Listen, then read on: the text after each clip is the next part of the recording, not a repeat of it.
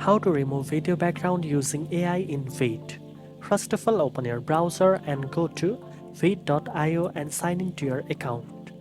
From the dashboard, click on Create and select New Project from the drop-down. Upload the video you want to edit by clicking Upload File or dragging and dropping it into the editor. Once your video appears on the timeline, click the video and select Remove Background option under Magic Tools. VEED will automatically analyze your video and remove the background using AI, leaving only the subject visible. You can refine the edges, adjust the background transparency, or replace the background with an image, video, or solid color of your choice. This tool is perfect for YouTube videos, social media content, tutorials, or presentations, giving your videos a clean and professional look in minutes. After finalizing your background edits, continue enhancing your video with text, subtitles, logos, music, or transitions, then export it in high-quality format.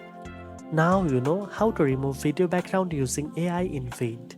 If you found this video helpful, don't forget to like, share, and subscribe for more editing tips. Thanks for watching, and I'll see you in the next one.